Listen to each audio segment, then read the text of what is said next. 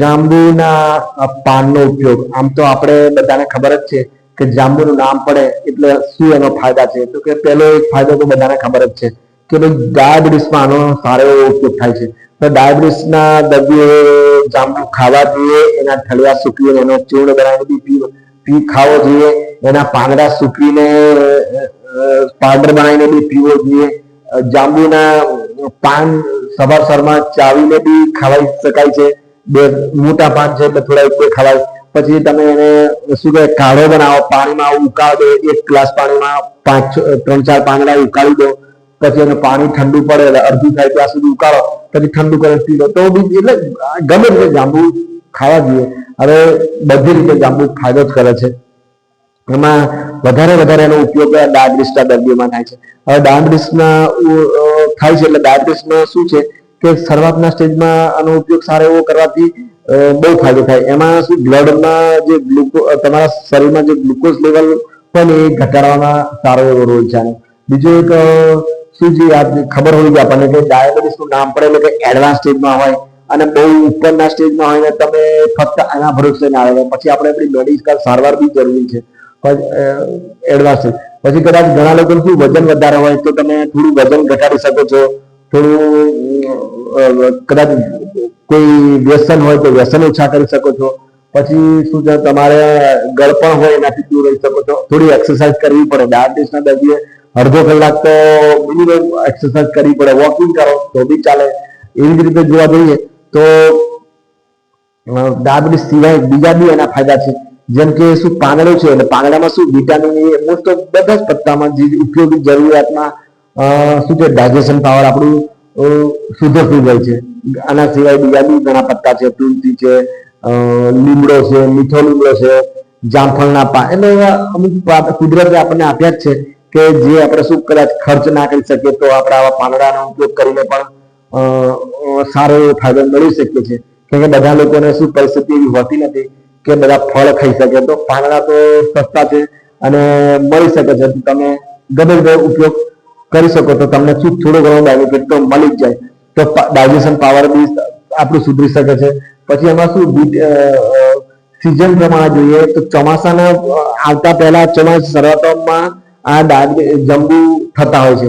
એટલે કે એ જે 1.5-2 મહિના તમે સારા એવા જાંબુ ખાઓ તો તમારી ઇમ્યુનિટી પાવર તો વધવાનો, કેમ કે અંદર વિટામિન સી છે અને એવી તાકાત છે ઇમ્યુનિટી પાવર, એન્ટીઓક્સિડન્ટ પણ છે. એટલે કે સારા એવા મોટા બધા ભાગના અંગોને બગડતા બચાવે. અને વિટામિન સી છે એટલે તો શું કહેવાય કે ચોમાસા પહેલા જે ફ્રૂટ મળે છે એટલે આપણને ખબર પડી કુદરત આપણને એ ટાઈમમાં આપે છે કે જ્યારે 2 મહિના પછી આપણે શું ચોમાસાની ઋતુ આવવાની છે, જે ભયંકર રોગચાળાની ઋતુ છે. તો એના પહેલા જો તમે જાંબુ થોડા ટાઈમ ખાઓ અને સારા એવા ખાઈ લો તો તમારા શરીરમાં શું સારી એવી રોગ પ્રતિકારક શક્તિ આવી જાય. પછી શું છે કે અમુક છોકરા છોકરીઓ 17-18 વર્ષના છોકરા છોકરીઓ શું ઘોડા પર ખેલ કરતા હોય છે તો એમને પણ એ ટાઈમમાં ઠળિયા ખાવો કે પછી જાંબુ ખાવો તો થોડો ઘણો ફાયદો થઈ શકે છે. પાન ખાવો કે ગમે એવું જરૂર નથી આ જ વસ્તુ, પણ તમે થોડો 15-20 દિવસ મહિનો કન્ટિન્યુ રાખો અને જો આવું કોઈ બી આપણે દેશી નુસ્ખા અપનાવવા હોય તો એના માટે શું છે એની કોઈ લિમિટ હોવી જોઈએ કે જે એની સીમિત માત્રા હોવી જોઈએ. પછી અતિરેક નહીં થવો જોઈએ અને થોડી ધીરજ રાખવી પડે અને થોડો ટાઈમ આપવો પડે. દેશી નુસ્ખામાં શું છે કે ઓછામાં ઓછા 20-25 દિવસ આપવા પડતા હોય છે અને લિમિટ રાખવાની કે ચલો જલ્દી સારું કરવા માટે વધારે પણ એવું નહીં, ધીરે ધીરે થતું હોય છે. તો દેશી નુસ્ખા શું કારગર સાબિત થતા હોય છે. ડાયજેશન પાવર બી સારો એવો કરી આપે છે. તો આ રીતે જોવા જઈએ તો સસ્તું, સારું અને એક સારું એવું શું કહે પાન બી કામ છે, છાલ બી કામ લાગે, એના ઠળિયા બી કામ લાગે, જાંબુ બી કામ લાગે. આમ વધારે પડતો ઉપયોગ ડાયાબિટીસમાં છે. બીજો નંબર પાચન તમારું બી કરી આપે છે પાચન. હવે એક એનો ઉપયોગ છે કે એમાં આયર્ન બી વધારે હોય છે. આયર્ન એટલે કે શું જેનું લોહી ઓછું હોય તો પણ તમે આનો ઉપયોગ કરી શકો છો. લોહી ઓછુંમાં કેવું હોય છે કે એની બી પાછી લોહીમાં બી આપણી અમુક મર્યાદા હોય છે. હવે 6% નીચે જતું રહ્યું હોય લોહી આપણે 6%થી ઓછું હોય તો પછી કઈ આપણે આવા દેશી નુસ્ખામાં પડવું ના જોઈએ. પછી આપણે આપણા મેડિકલ સારવાર પર જતું રહેવું જોઈએ. આપણો જે ડોક્ટર આપણને શું સલાહ આપે છે, આમ તો જેને થોડું 6% ઉપર હોય એટલે 10% આસપાસ નીચે હોય, તમને થાક થકાન લાગતી હોય, કઈ કામ કરવામાં કઈ ગભરામણ જેવું લાગે ને શ્વાસ ચડતો હોય, તો તમે શું છે કે આ જાંબુના પત્તા ઉપયોગ કરી શકો છો. આમ તો શું છે, જેને બી લોહી હોય એ લોકોએ પાંદડા વાળી ભાજી ખાવી જોઈએ, એનાથી સારો એવો ફાયદો થાય.